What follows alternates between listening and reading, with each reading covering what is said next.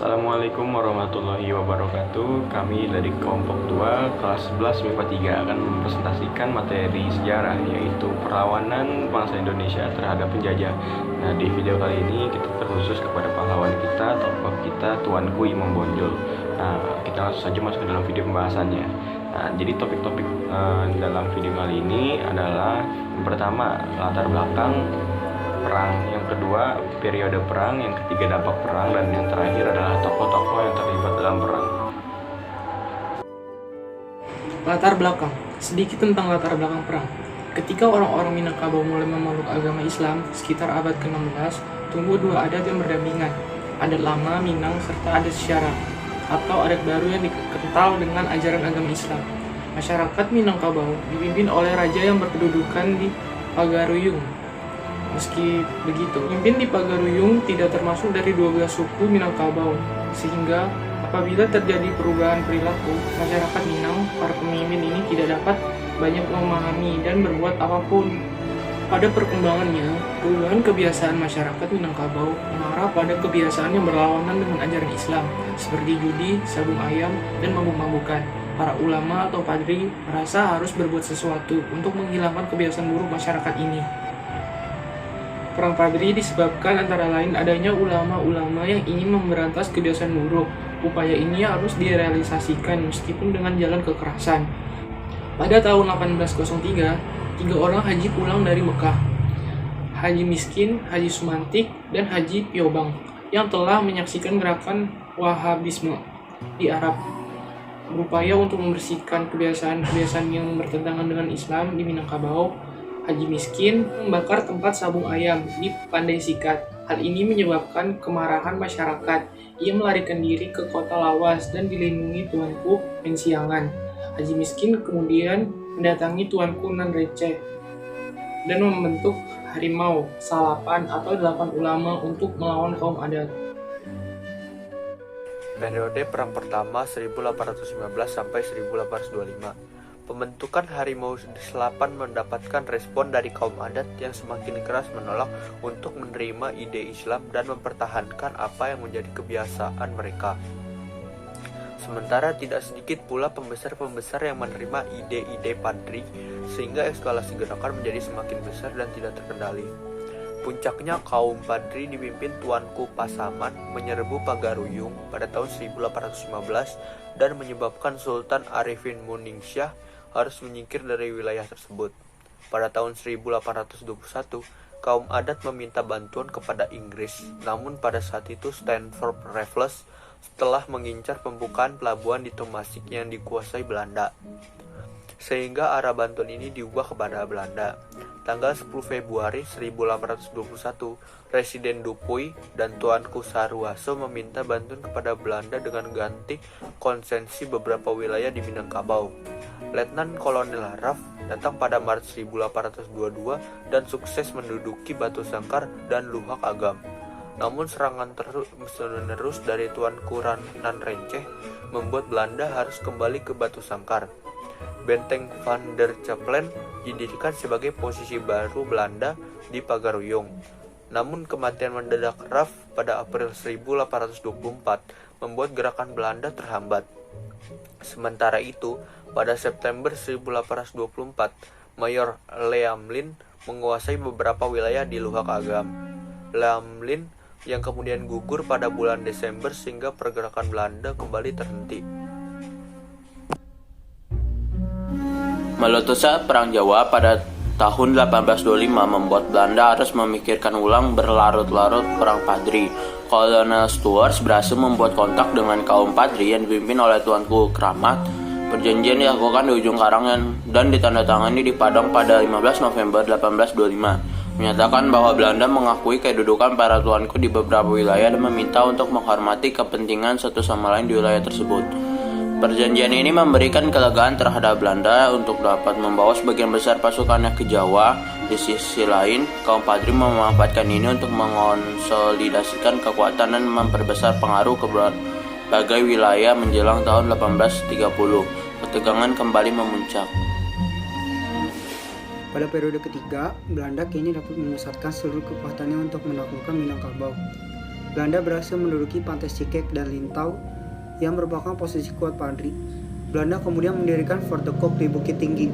Tuanku Lintau dan Tuanku Rau menjadi tokoh harimau Salapas selanjutnya yang dikalahkan Belanda pada Januari 1833. Pada bulan yang sama, garnison Belanda diserang dan menewaskan 139 serdadu. Hal ini menandai kompromi antara kaum adat dan kaum Padri, sehingga Belanda kemudian menangkap Raja Paguruyung Sultan Tangkah Alam Bagagar. Menghadapi seluruh masyarakat Minangkabau, Belanda menggunakan sedikit konfrontasi dengan mengeluarkan plakat panjang, yaitu pernyataan bahwa Belanda datang hanya untuk berdagang. Gubernur Jenderal Dominic Jacques de Arens mengirim Mayor Jenderal Cosius pada 1837 untuk menggempur Bonjol. Bonjol belum berhasil ditaklukkan sejak awal tahun 1833. Belanda mengepung benteng Bonjol selama 6 bulan, sejak Maret sampai Agustus 1837. Pada bulan Agustus, benteng berhasil dijatuhkan dan Imam Bonjol melarikan diri. Kekuatan terakhir kaum Padri berhasil runtuh dan tidak dapat bangkit kembali setelahnya. Akibat dari Perang Padri telah dapat dilihat ketika benteng Bonjol jatuh pada Agustus 1837. Bonjol adalah posisi kuat terakhir yang dimiliki oleh kaum Padri di Minangkabau, sehingga kejatuhannya menyebabkan pasukan tercerai-berai. Imam Bonjol kesulitan untuk menyatukannya kembali. Pada Oktober 1837, Belanda berhasil menangkap Imam Bonjol yang kemudian diasingkan ke Cianjur pada Januari 1838. Perang masih berkorbar sampai Belanda berhasil menduduki Rokan Hulu yang diduduki oleh Tuanku Tambusai. Kerajaan Paguruyung serta wilayah Minangkabau kemudian masuk ke dalam bagian Pax Nederlandika. Selanjutnya adalah dampak Perang Padri. Yang pertama, kerugian harta dan benda. Yang kedua, Belanda semakin menguasai pulau Minangkabau. Yang ketiga, kesengsaraan rakyat akibat perang. Yang keempat, komoditas kopi di Minangkabau semakin dikuasai oleh pihak Belanda. Sekarang, ke dampak lainnya Perang Padri. Dampak lainnya Perang Padri ini salah satunya yaitu adalah penyebabnya tertangkapnya Imam Bonjol. Salah satu tokoh penting dan terkenal dalam peperangan ini yaitu Tuanku Nan Renceh atau yang biasa disebut dengan Tuanku Imam Bonjol. Tuanku Imam Bonjol itu adalah seseorang yang sangat merepotkan bagi Belanda karena beliau itu sangat cerdas dan strategik, sehingga dapat menghalau serangan Belanda. Beliau yang kala itu sudah bisa berhasil menyatukan dua kaum yang saling bertentangan yaitu kaum adat dan kaum Padri. Pada tahun 1835, Belanda kembali menyerang dan memecahkan kaum Padri menjadi dua bagian. Pasukan Padri pun bercerai-berai, dan anggota yang tersisa yang siap untuk perang hanya segelintir saja. Tanpa diduga, Belanda mengirim pesan yaitu untuk mengajak Tuanku Imam Bonjol untuk melakukan perundingan. Nyatanya perundingan itu hanya tipuan saja dan hasil dia tertangkap dan diasingkan ke beberapa daerah, mulai dari Bukit Tinggi, ke Padang, ke Cianjur, ke Ambon, dan terakhir ke Manado. Di sanalah beliau meninggal akibat penyakit jantung. Setelah Tuanku Imam Bonjol meninggal, Belanda tetap mendesak kaum Padri untuk menyerahkan wilayahnya mereka. Tentu saja kaum Padri tidak menyetujuinya dan mereka mengerahkan seluruh kekuatan mereka pada pertempuran di Benteng Bonjol. Dengan semangat besar dan amarah yang tidak terhingga karena Belanda telah menghabisi pemimpin mereka, pasukan Padri terus bertempur dengan sengit melawan Belanda dan mereka terus mengerahkan segala apa yang mereka punya.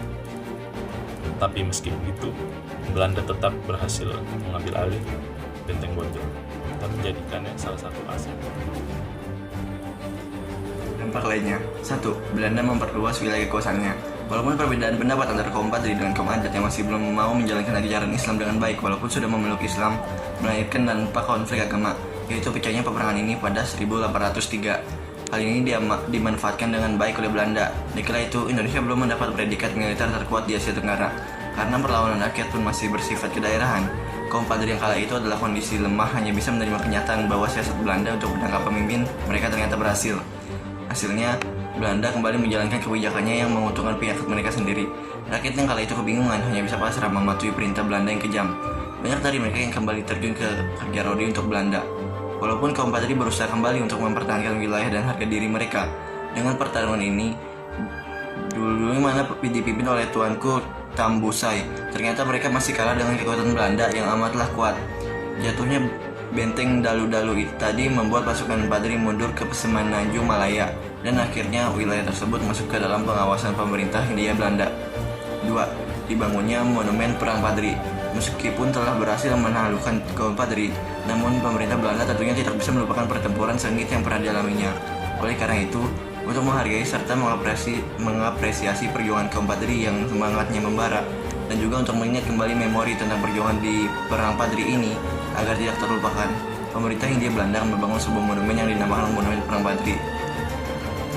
Selain untuk mengingatkan kita akan perang antara kaum Padri dan kaum adat dulu, namun juga sebagai pengingat untuk kita tentang monumen luar biasa saat kaum adat dan kaum Padri yang notabene berbeda pendapat bersatu padu dan mengkombinasikan kekuatan untuk melawan Belanda. Perang Padri pun akhirnya bisa menginspirasi banyak orang tentang persatuan, entah itu orang pribumi ataupun pasukan Belanda sekalipun. Ingatlah selalu, dampak-dampak negatif tadi memang menimbulkan kerugian yang amat besar. Namun, pengorbanan dan perjuangan mereka akhirnya tidak sia-sia, karena pada akhirnya Indonesia bisa merdeka. Tinggal kita yang hidup di masa ini agar bisa lebih belajar dengan pengalaman yang ada. Dengan terciptanya bangsa yang beragam, tidak seharusnya kita bisa dengan mudah terpecah belah dengan segala penyebab konflik SARA. Jangan sampai hanya dengan perbedaan pandangan, perbedaan agama, dan perbedaan pendapat bisa menjatuhkan kita ke dalam jurang perpecahan. Kita bisa mengambil contoh dari perang ini, yakni Perang Padri. Salah satu alasan mengapa perang ini bisa terjadi adalah penyebab konflik antar agama. Sayangnya pengendalian konflik sosial menurut kaum Padri masih belum bisa berjalan dengan baik. Negara Indonesia tentunya akan lebih indah bukan bila masyarakatnya hidup dengan harmoni dalam perdamaian. Mari kita rangkul sesama manusia dan sama bangsa Indonesia. Selanjutnya adalah tokoh-tokoh Perang Padri. Yang pertama adalah Tuanku Imam Bonjol. Tuanku Imam Bonjol adalah salah satu dari ulama besar yang memimpin gerakan Padri. Dia dianggap sebagai tokoh yang sangat kuat karena memiliki kedudukan yang tinggi berupa benteng di atas bukit wilayah Bonjol. Setelah Tuanku Nandrenceh wafat, ia menggantikannya sebagai panglima perang. Imam Bonjol menyerah kepada Belanda pada tahun 1837 setelah kesulitan menyatukan pasukan yang tercerai-berai. Ia menyesalkan kekerasan yang dilakukan oleh kaum Padri kepada kaum adat dalam rangkaian perang tersebut.